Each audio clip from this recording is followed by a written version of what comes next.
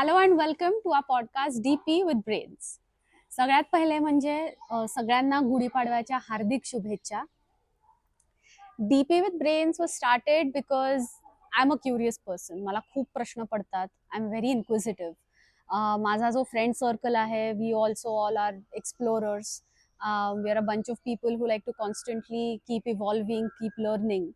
So this podcast is basically a CTA, a call to action to all the SWATs out there, किंवा ज्या लोकांना आपण जिज्ञासू म्हणतो, की त्यांना सगळ्याच गोष्टीतली सगळ्यातच खोलात जाऊन माहिती मिळवायला आवडते. And what I feel is all of us are getting to that point every single day, which is a great thing, right?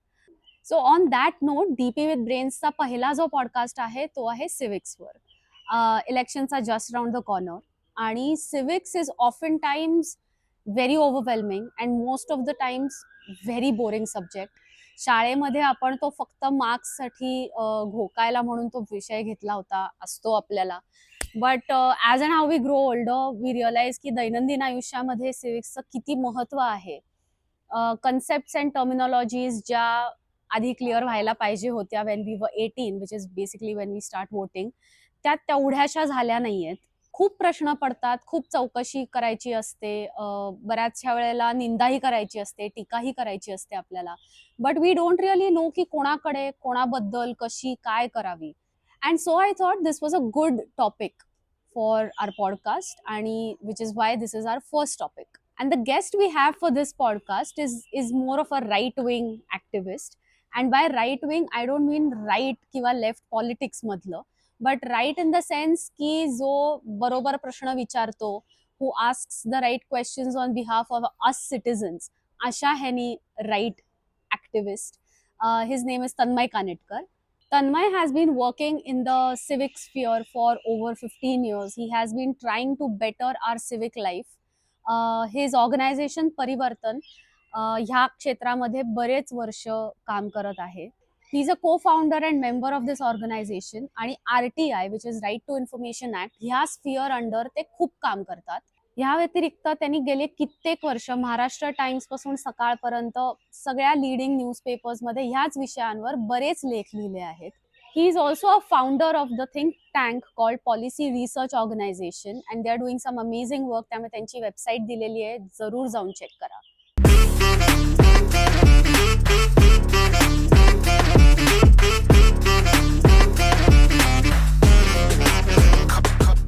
So आता elections are just around the corner. 19 तारखेपासून इलेक्शन 7 फेजेसमध्ये सुरू होत आहेत. So I thought this was a good time to deep dive into civics as a whole, right? की Indian governance, की कोण काम करतं, आपण कोणाला आता निवडणार आहोत, त्यांचा जॉब प्रोफाईल काय असणार आहे, whom are they going to report to, etcetera etcetera. कारण बऱ्याच वेळा I realized is our questions are ill directed.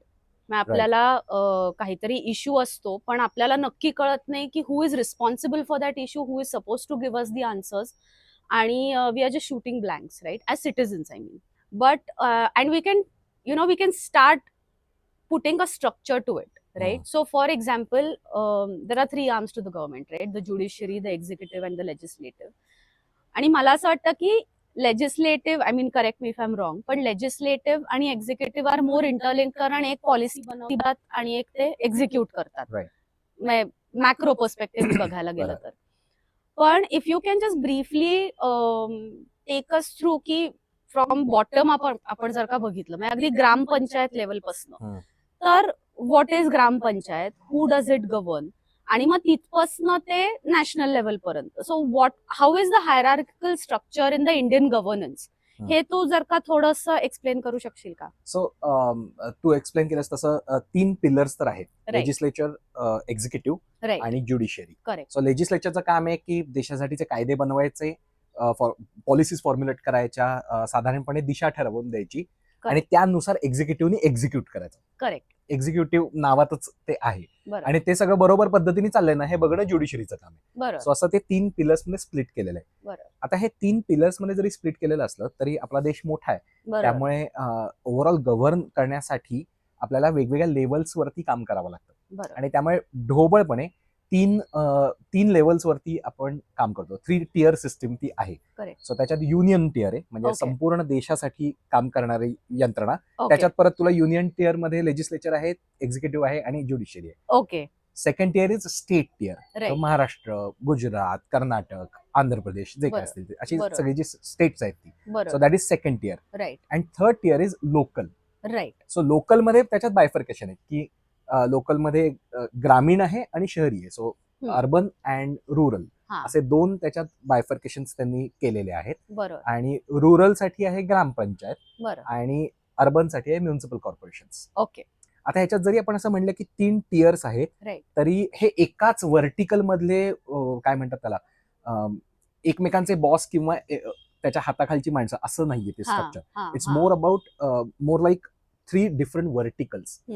कारण या 3 व्हर्टिकल्सना, 3 यंत्रणांना, 3 सिस्टम्सना, सेंट्रल, स्टेट अँड लोकल या 3 सिस्टम्सना त्यांच्या रिस्पॉन्सिबिलिटीज डिवाइड करून दिलेल्या आहेत. करेक्ट. म्हणून या 3 व्हर्टिकल्स आहेत. जरी त्यांचा Correct. जॉग्राफिकल एरिया कमी जास्त असला, राईट. तरी स्टेट गव्हर्नमेंटचा बॉस सेंट्रल गव्हर्नमेंट नाहीये.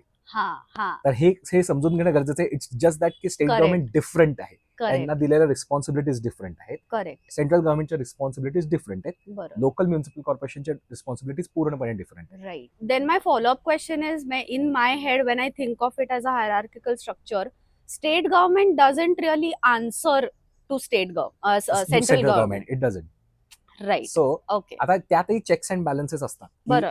सेंट्रल गव्हर्नमेंट वरती लक्ष ठेवायला लेजिस्लेचर मध्ये 2 पार्ट्स आहेत, लोकसभा आणि राज्यसभा. करेक्ट. आता राज्यसभा जी आहे त्याच्या नावातच राज्यसभा आहे. बरोबर. तर राज्यसभेमध्ये जे एमपीज बसतात, मेंबर ऑफ पार्लमेंट बसतात, बरं. ते स्टेट लेजिस्लेचरचे मेंबर्स निवडून देतात. हा. सो चेक्स अँड बॅलन्सेस आहेत. पण Correct. राज्यपाल जो Correct. राज्यामध्ये असतो, गव्हर्नर जो हा, असतो, हा. तो सेंट्रल गव्हर्नमेंट अपॉइंट करतो. हा. So, entire system is of checks and balances. That is the Correct. beauty of democracy. When you explained all of this, when we think of budget, right, की आता ह्यांना एवढं बजेट अलोकेट हा. केलंय किंवा हा निधी त्यांना दिलाय, who does that to whom exactly? Right. So आता या 3 सिस्टीम्स आहेत, या 3 मी म्हटलं तसं 3 व्हर्टिकल्स आहेत हो. आणि या प्रत्येकाची आपापली यंत्रणा आहे. राईट. सो युनियन बजेट येतं, तसं स्टेट बजेट पण असतं, तसं म्युनिसिपल बजेट पण आहे. करेक्ट. सो प्रत्येकाचं आपापलं बजेट आहे, प्रत्येकाचे आपापले रेव्हेन्यू सोर्सेस आहेत. राईट. सो प्रॉपर्टी टॅक्स ही फक्त म्युनिसिपल कॉर्पोरेशनच कलेक्ट करतं. Central government can't collect property tax. हा. हा. एक्झॅक्टली. किंवा इन्कम टॅक्स हे फक्त सेंट्रल गव्हर्नमेंट कलेक्ट करतं, state government can't collect that. Correct. Correct. तर त्यांना वाटून दिलेलं आहे की तुम्ही काय कलेक्ट करू शकता. बरोबर. जीएसटी मध्ये 2 कॉम्पोनंट्स आहेतच. सो तू आता Correct. माहितीये तुला की एसजीएसटी Correct. असतो आणि सीजीएसटी Correct. असतो. Correct. स्टेट जीएसटी आणि सेंट्रल जीएसटी. बरोबर आहे. तर वाटून दिलेलं आहे, तुम्ही जो टॅक्स देता तो स्टेटला किती गेला पाहिजे, सेंट्रलला किती गेला पाहिजे. बरोबर आहे. सो बजेट सुद्धा प्रत्येक लेवलची वेगवेगळी आहेत, कारण Correct. त्यांची कामं करायला तिथे अलोकेशन आहेत बरोबर. आणि त्यांचा रेव्हेन्यू पण त्यामुळे वेगळा ठेवलेला आहे की तुम्ही Correct. पैसे कुठनं कमवायचे, कुठे खर्च करायचे, कुठे Correct. खर्च करायचे हे तुमच्या रिस्पॉन्सिबिलिटीज मधनं ठरतं, बरोबर. कसे कमवायचे हे तुम्हाला दिलेल्या फ्रेमवर्क मधनं ठरतं. अच्छा. अंडरस्टूड. पण मग आता now that we have understood की हे वेगवेगळे अलोकेशन्स आहेत आणि त्यांना वेगवेगळं बजेटिंग आहे. माझा एक basic as a common citizen प्रश्न आहे, राईट, की घरातनं बाहेर पडलं की the first thing we see is there are lot of potholes on the road. ज्या रस्त्यावरनं आपण रोज जातो, one day it's fine, the next day काहीतरी काम काढलेलं असतं, राईट, आणि यू डोंट नो की हे कधी चालू झालंय, कोणी चालू केलंय, कधी संपणार आहे, काय इश्यू आहे म्हणून हे खुदाई झाली ही सगळी. So again now who is responsible for this? आपल्याला जर का जाऊन ऍटलिस्ट कंप्लेंट करायची असेल किंवा if not complaint at least ask की हे काय चाललंय, so who are these people whom we can go and ask this to? So आता रस्ते हा जर फक्त मुद्दा घेतला तर हा टोटली म्युनिसिपल कॉर्पोरेशनच्या अखत्यारीत येणारी गोष्ट आहे. राईट. सो शहरातली, सो सिटी बाहेरचे परत मग डिस्ट्रिक्ट अथॉरिटी आहे, स्टेट अथॉरिटी आहे, स्टेट हायवे असेल तर स्टेट आहे, नॅशनल हायवे असेल तर नॅशनल हायवे अथॉरिटी आहे, that comes under central government. Okay. So Correct. पण मोस्टली शहरातले सगळे रस्ते हे सिटी ऍडमिनिस्ट्रेशनकडे म्हणजे म्युनिसिपल कॉर्पोरेशनकडे येतात. करेक्ट. सो आपला समोरचा जर रस्ता, घराबाहेरचा जर रस्ता खराब असेल तर त्यासाठी रिस्पॉन्सिबल म्युनिसिपल कॉर्पोरेशनच आहे. Right. So that's the first thing. Correct. आणि ते करत असताना तो त्याच्यावरती खड्डा जो पडलेला आहे, त्याच्यावरती जे काही काम चाललंय, प्रॉब्लेमली ड्रेनेजचं काम चाललंय, तर ड्रेनेज हे म्युनिसिपल कॉर्पोरेशनच आहे. आता याच्यासाठी समजा तो रस्ता काय इलेक्ट्रिकल वायर्ससाठी खोदलेला असेल तर इलेक्ट्रिसिटी ही स्टेट गव्हर्नमेंटच्या बॉडी आहे. ओके. पण ते सुद्धा म्युन्सिपल कॉर्पोरेशन परवानगी दिली तरच खोदू शकतात. हा म्हणजे असं नाही होत की MSEB आहे आणि ते म्हणले की चला आम्हाला काय काय कामं करायची तर आम्ही रस्ता खोदायला घेतो, स्टेट गव्हर्नमेंट होत. करेक्ट. तर तसं नाही करताय. They have to ask permission to the municipal corporation. कारण मी म्हटलं it's a different vertical. So state गव्हर्नमेंटच्याही कुठल्याही बॉडीला जर रस्ता खोदायचा असेल कोणत्याही कामासाठी तर ते परवानगी मागतात. म्युन्सिपल कॉर्पोरेशन म्हणतात की ठीक आहे, ही परवानगी तुम्हाला दिली, एवढ्या त्याचे चार्जेस असतील, त्याचे चार्जेस घेतात. ओके. की तुम्हाला रस्ता खोदायचा असेल तर नंतर आम्हाला नीट करायचा आहे, त्याचे हे चार्जेस तुम्हाला भरायला लागतील. बरोबर. ते भरले जातात आणि मग रस्ता खोदला जातो. राईट. सो रस्त्यासाठी, ड्रेनेजसाठी, पाणी पुरवठ्यासाठी हे पूर्णपणे म्युन्सिपल कॉर्पोरेशन रिस्पॉन्सिबल आहे. आता तू जो एक महत्वाचा बोलता बोलता मुद्दा मांडलास की अचानकपणे ते होतं, तर खरं तर लॉ मध्ये प्रोव्हिजन आहे की एखादं काम करत असताना ते काम कधी चालू होणार आहे, कधी संपणार आहे, त्याच्यावर किती खर्च झाला, ठेकेदार कोण आहे, कॉन्ट्रॅक्टर कोण आहे, आणि जर ते काम केल्यानंतर त्याचा काही वॉरंटी पिरियड आहे का. सरकारी भाषेत त्याला डिफेक्ट लायबिलिटी पिरियड म्हणतात, पण basically it's a warranty period की हा रस्ता 5 वर्षांसाठी आहे आणि 5 वर्ष याला काही होणार नाही. That's a warranty that the contractor should be giving. आणि ते देतात ऑन पेपर, ते देतात. पण ऑन पेपर देऊन उपयोग नाहीये, ते लोकांना पण सांगणं गरजेचं आहे. कारण जर 5 वर्षाच्या आधीच तो रस्ता खराब झाला तर कॉन्ट्रॅक्टरला आपल्याला म्हणता येऊ शकतं की बाबा रस्ता खराब झाला, परत करून दे. करेक्ट. तर ते खूप जास्त महत्वाचं आहे की तो ते सगळा बोर्ड लावणं, ते कामाच्या ठिकाणी लावणं की काम कधी सुरू होत आहे, कधी संपतंय, खर्च किती आहे, डिफेक्ट लायबिलिटी पिरियड म्हणजे वॉरंटी पिरियड काय आहे, हे कायद्यात आहे. आणि ते इम्प्लिमेंट फक्त केलं जात नाही, आणि ते इम्प्लिमेंट करण्यासाठी म्युन्सिपल ऑथॉरिटीजना सांगितलं पाहिजे. आणि हे अशा कायद्यात आहे की जे खरं तर सगळ्याच गव्हर्नमेंटना लागू होतं, स्टेट, सेंटर आणि म्युन्सिपल, या तिघांनाही ते लागू होतं. आणि तिघांनी कोणतंही काम करत असताना तो बोर्ड लावणं कंपल्सरी आहे. But it doesn't happen. So पण then again, I mean, if it is not happening, तर मग as a citizen is there a way for me to complain about it? आणि ऑनेस्टली मी जर कंप्लेंट केली तर ह्याचं काही म्हणजे होणार आहे का पुढे? राईट. सो इथे मी थोडासा पॉप्युलर ओपिनियनला धक्का देतो की मी 15 वर्ष काम करतो आहे आणि आय हॅव सीन की 98% ऑफ द टाइम्स कंप्लेंट केली की कामं होतात. The only problem is we don't actually raise our voice and go and complain. That's the problem. तर खरं तर ते करण्याची गरज असते. आणि पुण्यात तरी निदान आता ते खूप जास्त सोपं पण झालंय. कारण over the period of time, सुरुवातीला तुम्हाला ऍक्च्युअली फिजिकल कंप्लेंट फाईल करायला लागायची आणि इट वॉज व्हेरी टीडियस की प्रत्येक कोण जाणार महापालिकेत आणि कंप्लेंट फाईल करणार. पण over the period of time त्यांनी ऍप पहिल्यांदा लॉन्च केलं, वेबसाईटवरती कंप्लेंट सिस्टीम केली, आणि हळूहळू ते करत आता तुम्ही व्हॉट्सअपवरही करू शकता. सो आणि मी करतो अनेकदा. म्हणजे आमच्या इथे रस्त्याच्या तिथे बाहेर ड्रेनेजचं झाकण तुटलं होतं, मी फोटो काढला आणि व्हॉट्सअपवर कंप्लेंट फाईल केली, आणि within 3 days it got repaired. That's actually very amazing. I mean, I didn't know this. Right. It's as simple as that की मला हे माहिती नव्हतं. कारण there are so many times when I see the exact same thing की अरे इथे कचरा पडलाय, just if I tell someone it can be cleaned up. It's very simple. कारण व्हॉट्सअपवरती आहे. पहिल्यांदा ते ऍप मध्ये होतं तेव्हाही मी वापरायचो, पण माझ्यासारखे खूपच कमी लोक होते. करेक्ट. टीडीएस नाही, ऍप ते ओपन होतंय, लोडिंगला वेळ लागतोय कारण ते ऍप तितकं चांगलं नाही, असं सगळंच आहे. पण Wien you file a complaint on WhatsApp number, exactly, very easy. आणि मग त्यामुळे तुम्हाला लोकेशन वगैरे टाकता येतं, या लोकेशन वरती प्रॉब्लेम आहे, तो कंप्लेंट करायला पाहिजे, दॅट्स इट. आणि मग कामं होतात 98% of the times. Just click a photo and file a complaint. बरोबर. आणि तुम्हाला युनिक आयडी मिळतो, you can track the complaint. तो कोणाला असाइन झालं, त्यांचा फोन नंबर असतो, तर त्यांच्याकडनं नाही झालं तर ते एस्केलेट होतं. So the system has improved a lot since last 10-15 years. Right. पहिल्यांदा हे नव्हतं काही, आता आहे, आता वापरलं पाहिजे. That is true. हे जे रॅन्डम बोर्ड्स लागतात, especially before elections, right, about some random person और some random group blessing someone, saying happy birthday to someone, किंवा ते म्हणतात ह्यांना अनेक शुभेच्छा, आणि आपल्याला त्यातले कुठलेच लोक माहिती नसतात, पण दीज बॅनर्स आणि boards pop up throughout the city. आणि I would still understand if they were doing it on billboards, जे असाइन्ड बिलबोर्ड्स आहेत.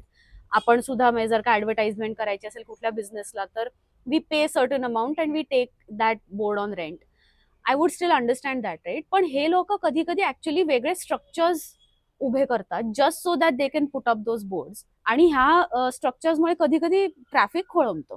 True. आणि it's a nuisance quite honestly. म्हणजे it all comes down to हे कोण करतं किंवा ह्यांना कोणीही अथॉरिटी किंवा परमिशन दिली आहे, ह्याच्यावर काही नियंत्रण आहे का? If there are rules for this, आणि is it even allowed in the first place? So basically all those flex and banners and hoardings are illegal.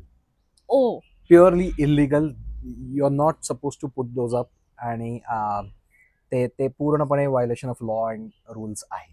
That's the first underline thing. जे काही लिगल होर्डिंग्स आहेत, जे तू म्हणलीस ऍडव्हर्टायजर्स असतात, त्याची list दर काही महिन्यांनी म्युन्सिपल कॉर्पोरेशनच्या वेबसाईट पब्लिश करतात की these are the legal hoardings. प्रत्येक तशा लिगल होर्डिंगच्या खाली एक प्लेट लावलेली असते, त्याच्यावर त्यांचा युनिक नंबर दिलेला असतो की दिस इज द लायसन्स प्लेट, हे लिगल आहे. तर थोडा मागच्या बाजूला तुला नीट बघितलं तर दिसतो प्रत्येक होर्डिंग वरती सुद्धा, म्हणजे अगदी कुठेही वरती लावलेलं असलं तरी पण दिसतं. पण बाकीचे जे सगळे आपल्याला पपलू टपलूंना शुभेच्छा देणारे सगळे फ्लेक्स दिसतात, ते सगळे इल्लीगल आहेत. आणि त्यात हा खूप जास्त मोठा इश्यू भारतभर आहे. म्हणजे याच्यावरती अनेक केसेस झालेल्या आहेत, आणि यावरती क्लिअरली कोर्टाच्या इन्स्ट्रक्शन्स आहेत की या सगळ्यांवरती गुन्हे दाखल करा, file criminal charges against this defacement of city या अंडर, या आपल्याकडे त्याचा लॉ आहे. त्यामुळे ते विद्रुपीकरण जे तुम्ही करता, जे घाण करता बेसिकली, ते एन्व्हायरमेंटली हार्मफुल असतात, काही फ्लेक्स मटेरियल आहे ते, तर ते तुम्ही बंद करण्यासाठी यांच्या अगेन्स्ट गुन्हे दाखल करा. आता म्युन्सिपल कॉर्पोरेशन आपल्या खूप कमाल असतात, आणि युजली हे फ्लेक्स सगळे पॉलिटिकल क्लासकडनं लावले जातात, की ज्याला आमदार व्हायचंय त्याला असं वाटतं की मी जरा जास्त ठिकाणी दिसलो पाहिजे, ज्याला नगरसेवक व्हायचंय तो जास्त ठिकाणी दिसण्यासाठी मी माझ्या एरियात भाऊ आहे वगैरे असं करत ते सगळं सगळे भाऊ, दादा, अण्णा, तात्या त्यांचे फ्लेक्स लावत असतात, त्यांचे मित्र परिवार फ्लेक्स लावत असतात. आणि सो म्युन्सिपल कॉर्पोरेशनला वाटलं की अरे बापरे, गुन्हे बिन्हे नको, फार कटकट होईल, तर आपण एक पॉलिसी फॉर्म्युलेट करू आणि यांना फाईन लावू, चांगलाच फाईन लावू. आता गंमत अशी आहे की हे फाईन्स जे डिफाईन केलेले आहेत ते अत्यंत कमी आहेत, ते अत्यंत म्हणजे क्षुल्लक आहेत, म्हणजे त्याला काही अर्थच नाही ते फाईन लावण्यामध्ये, की 1000 नि 2000 रुपये तुम्ही फाईन लावणार फ्लेक्ससाठी, तर यातून काहीच होत नाही. आणि I give you an example, कारण रिसेंटलीच आम्ही याचा आरटीआय मध्ये बरीच माहिती काढली होती. हे याच्यावरती नियंत्रण ठेवायला, कंट्रोल करायला सेपरेट डिपार्टमेंट आहे म्युन्सिपल कॉर्पोरेशनचं, आणि ते याच्यावरती कारवाई करण्याचं काम करतात, जे काही फाईन इम्पोज करायचं असतात ते काम करतात, सगळीच कामं ते त्यांच्याकडनं केली जातात. तर त्याच्यासाठी ते प्रत्येक वेळी एक इन्स्पेक्टर नेमतात, सो निरीक्षक मराठीमध्ये. सो हे काय बरोबर चाललंय ना, त्या एरियामध्ये काय ना. सो आम्ही डेटा मागवला, आणि किती फाईन 3 महिन्यात कलेक्ट केला असा तो डेटा होता, लेटेस्ट 3 महिन्याचा, हे 1 महिन्यापूर्वीची गोष्ट आहे. तर त्याच्या आधीचे 3 महिन्याचा आम्ही डेटा मागवला. त्याच्यात मी जो राहतो हा कर्वेनगर एरिया, तर या एरियामध्ये या डिपार्टमेंटनी, स्कायसाईन डिपार्टमेंट म्हणतात त्याला, त्या डिपार्टमेंटनी 62,000 रुपये फाईन कलेक्ट केला होता, सो 62,000, जो नगण्य आहे. ऑन पेपर बघितलं तर वाटतं की 62,000 एवढा कलेक्ट केला, वा क्या बात आहे. आणि मग सिटी लेवलला काही लाख रुपये होतात, असं वाटतं की अरे वा, एवढा फाईन कलेक्ट केला, पण ती धुळफेक आहे, it's not the real picture. Correct. आता हे करण्यासाठी जो इन्स्पेक्टर नेमलेला आहे, अख्खं डिपार्टमेंट आहे, मी फक्त इन्स्पेक्टर बघतोय, त्याचा मंथली पगार 70,000 रुपये. हे महापालिकेच्या वेबसाईट वरतीच आहे, I am not talking shit, सांगतोय की प्युअरली जो डेटा आहे. आणि स्कायसाईन डिपार्टमेंटच्या स्टेशनरीचं बजेट किती 1.5 कोटी रुपये. तुम्ही ठरवा की याचा 5 कोटीचा त्यांचं टोटल बजेट आहे, तर किमान तुम्ही फाईन एवढा तरी कलेक्ट करताय की तुमचं बजेट तरी पूर्ण तरी तुम्ही काढत नाही यार. आणि फ्लेक्स कमी झालेत असंही नाहीये, गव्हर्नमेंटचं कामच नाही की प्रॉफिट कमवणं ऑर ब्रेक इव्हनला पोहोचणं, for that matter not a business. पण इम्पॅक्ट दिसला पाहिजे, पण इम्पॅक्टही नाही, पैशापायी पैसा चाललाय, मग त्याचा पगारही थांबवा, कारण फ्लेक्स तर लागतच आहे, एक्झॅक्टली, फ्लेक्स निघतच नाही. सो याच्यावरती क्रिमिनल चार्जेसच फाईल केले पाहिजेत, आणि ती डिमांड सिटीजन्स कडनं आली की व्हायला लागेल. राईट. पण मग कुठे, where can I go and complain about this? You can complain on WhatsApp. Correct. Just click a picture आणि म्हण की या ठिकाणी हा इलिगल फ्लेक्स आहे. करेक्ट. तू जे म्हणलास की आम्ही हे आरटीआय थ्रू फाईल केलं, so I know for a fact की परिवर्तन खूप ह्याच्यात काम करतं आणि खूप आन्सर्स डिमांड करतं on behalf of citizens. So I always wonder की आरटीआय ऍक्ट, ह्या ऍक्टच्या अंडर आपण काय काय प्रश्न विचारू शकतो, म्हणजे काय काय टॉपिक्सवर किंवा काय काय लोकांना आपण, how far can we go and push the envelope in terms of asking questions and demanding answers, आणि वेअर डज इट स्टॉप, की नाही ह्याच्या पुढे सिटीजन्सना नाही इन्फॉर्मेशन मिळू शकत? राईट. सो थोडीशी बॅकग्राऊंड सांगतो पटकन हा, क्विकली yes. की आरटीआय कसा आला. करेक्ट सो बेसिकली जेव्हा ब्रिटिश गव्हर्नमेंट होतं करेक्ट. आणि आपल्याकडे खूप सारी चळवळ चालू होती, क्रांतिकारक होते, सगळेजण डिमांड करत होते फ्रीडमसाठीची. करेक्ट. आणि ब्रिटिशांनी काही प्रमाणात ऑथॉरिटी भारतीयांना द्यायला सुरुवात केली होती, की तुम्ही म्युन्सिपल लेवलवरती तुमचे 4 लोक निवडून द्या आणि मग बाकी बघू. मग आपल्याकडे सेंट्रल लेजिस्लेचर पण होतं, तिथे पण काही लोक निवडून द्यायचे. सो हे सगळं जेव्हा घडत होतं तेव्हा त्यांच्या लक्षात आलं की जर भारतीयांना इन्फॉर्मेशन मिळाली तर they will be empowered, and empowered citizen is always a threat for a corrupt government. Correct. तर त्यांनी एक कायदा आणला, that was called official secrets act. बर. अधिकृतपणे आम्ही सिक्रेट Secret ठेवणार आम्ही. Officially we are going to keep it officially secret. So तो लॉ आणला आणि त्यांनी सांगितलं की गव्हर्नमेंटचे जे काही डॉक्युमेंट असतील those are official secret, you won't get access to it. आणि आपल्याला 47 साली स्वातंत्र्य मिळालं आणि द न्यू गव्हर्नमेंट थॉट की आता आपलंच सरकार आहे ना, इट्स डेमोक्रेटिकली इलेक्टेड गव्हर्नमेंट, आता कशाला ट्रान्सपरन्सी वगैरेची गरज आहे, let's keep that official secret act intact. So तेव्हापासनं 1947 पासनं 2005 पर्यंत वेगवेगळी सरकार सत्तेत येऊन गेली, पण कोणीच त्याला हात नाही लावला. पण भारतभरातनं खूप जास्त लोकांनी खूप चांगल्या पद्धतीने कॅम्पेन केलं की असं नाही चालणार, वी नीड ट्रान्सपरन्सी. सो गव्हर्नमेंटमध्ये ट्रान्सपरन्सी पाहिजे आणि त्यातून राईट टू इन्फॉर्मेशन हा 2005 मध्ये आला. Okay. It wasn't just one person doing something like that. Correct. There were several social activists working hard for right to information. Maharashtra is the first state to implement RTI. Oh. It implemented even before the Union government's RTI Act. Oh, so nice. 2002 मध्ये महाराष्ट्रात आला, 2005 मध्ये संपूर्ण देशामध्ये आला. Right. आणि यामध्ये काय आहे, याचा फंडामेंटल थॉट काय आहे की या देशाचे मालक आपण आहोत. करेक्ट. आपण आहोत, आपल्याला माहिती पाहिजे. मालकाला माहित नाही असं चालणार नाही. बरोबर. That's the one liner to be really frank. Correct. Tax आपण सगळेजण देतो, त्यामुळे संपूर्ण सरकार कसं चालतं तर आपल्या टॅक्सच्या पैशावर चालतं. बरोबर. आणि आपण त्यांचे एम्प्लॉयर आहोत, ते आपले एम्प्लॉई आहेत. आणि असं असू शकत नाही ना की एम्प्लॉयरला माहितीच नाही एम्प्लॉई काय काम करतोय. करेक्ट. तर एम्प्लॉईनी माहिती दिली पाहिजे. करेक्ट. त्यामुळे सरकारी असं जे म्हणाल ते सगळं आरटीआय मध्ये आहे.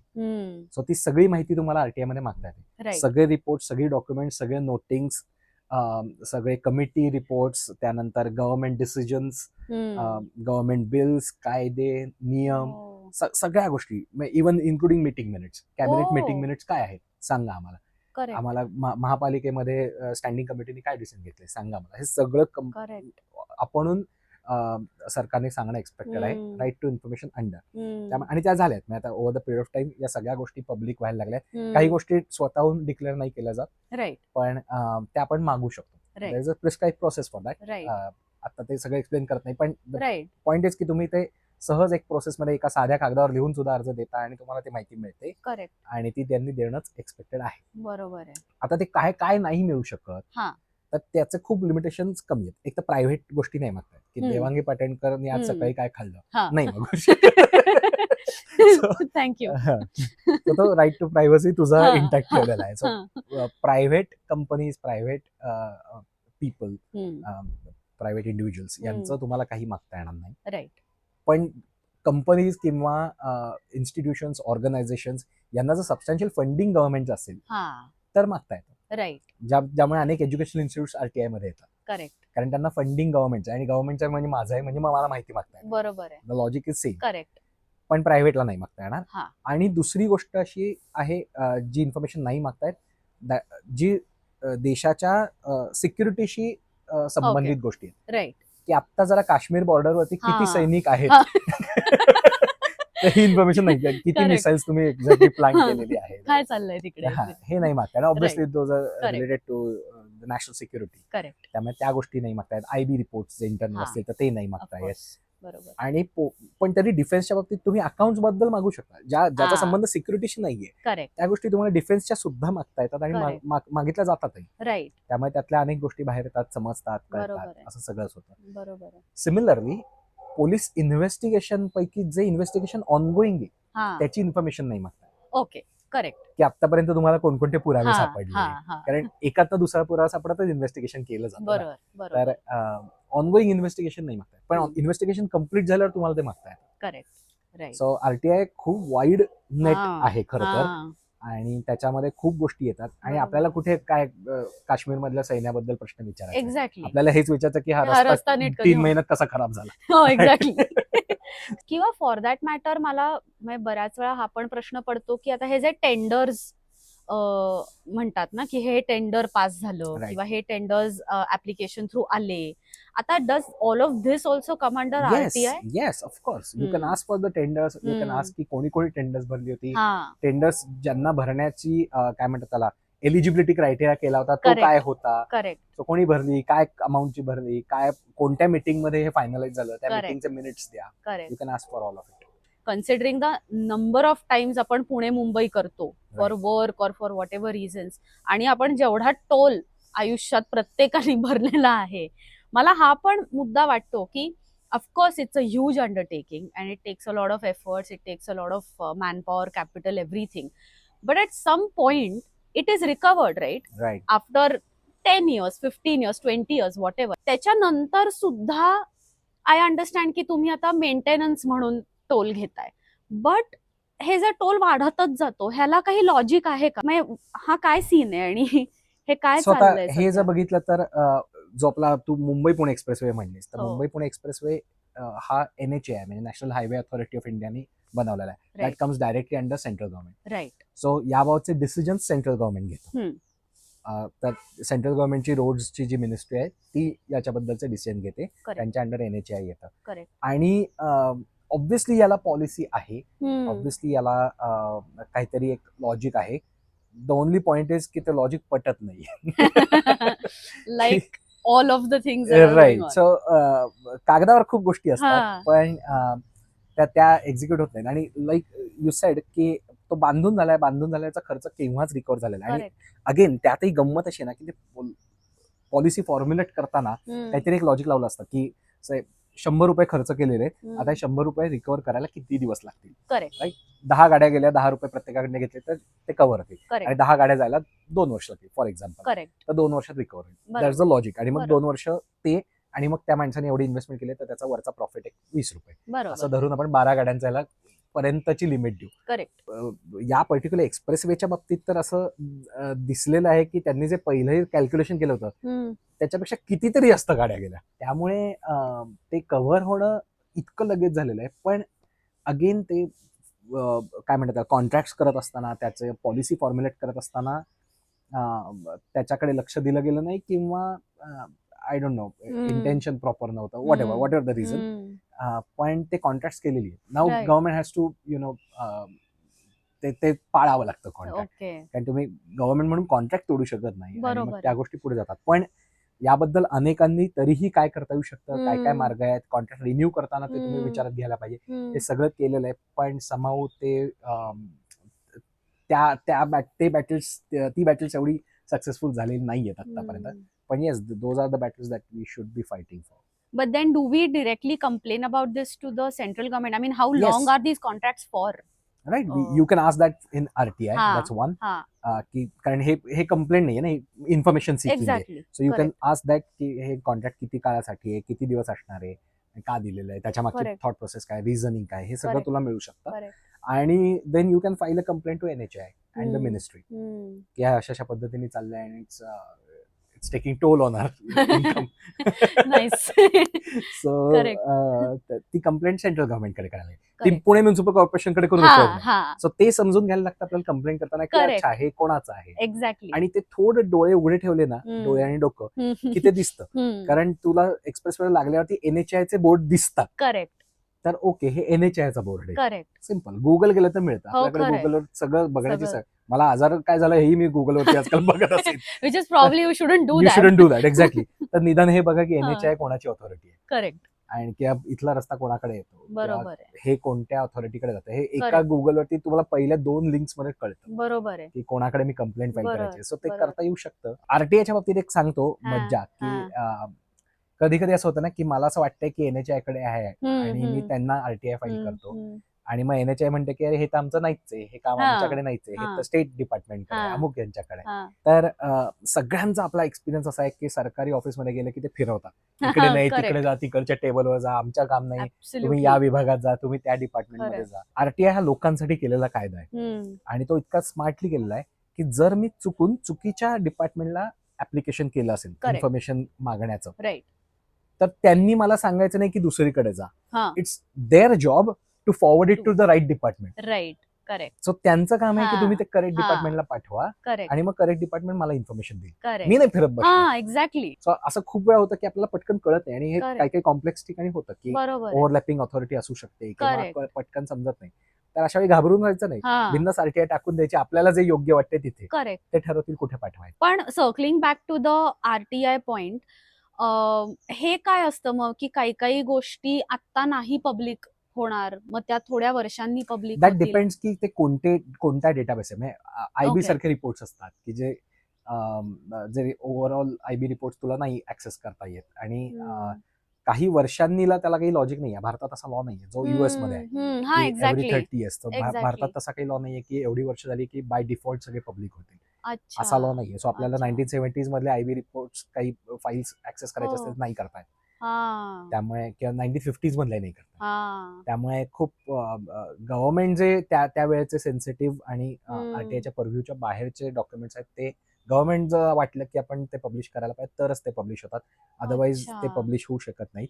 पण ते खूप कमी आहेत. मी म्हटलं तसं सिक्युरिटी रिलेटेड आहेत किंवा फॉरेन पॉलिसी रिलेटेड काही काही गोष्टी असतात की असं पण वाटू शकतं की आता हे जर आपण पब्लिश केलं तर त्याचा आत्ताच्या फॉरेन पॉलिसीवर पण परिणाम होऊ शकतो, त्यामुळे ते पब्लिश नाही केले जात. तर असे वेगवेगळ्या गोष्टी असतात. But that is under the purview of the central government की काय पब्लिश करायचं काय नाही. जे डॉक्युमेंट्स त्यांच्या अखत्यारीत आहेत ते. अच्छा, ओके. पण मोस्टली हे सगळे सेंट्रल ऑथॉरिटीशी रिलेटेडच आहेत, कारण these are mostly about intelligence bureau और फॉरेन पॉलिसी और डिफेन्स. करेक्ट. आणि हे सगळेच विषय हे सेंट्रलचे आहेत, स्टेटकडे येतच नाही. स्टेटकडे रिपोर्ट्स आहेत आणि ते आता मात्र कुणाला सांगता येणार नाही असं फारसे नाही, unless it's an ongoing investigation. So this was part 1. I hope तुम्हाला तेवढीच मजा आली जेवढी मला तन्मयशी गप्पा मारून आली. आणि डेफिनेटली तुम्हालाही आय एम शुअर ह्याच्यावर खूप प्रश्न असतील, आम्ही जे काही बोललो त्याच्यावर फॉलोअप क्वेश्चन्स असतील. So make sure that you write down all your questions and post it in the comments. What we will do is सगळे क्वेश्चन्स गॅदर करून we will be asking our guests answers on that and we will be sharing those answers as well. So in this way we will grow as a community, we'll evolve together आणि एकत्र शिकूयात. So आता next episode येतोय next weak मध्ये मंगळवारी. Stay tuned and do follow DP with Brains on YouTube.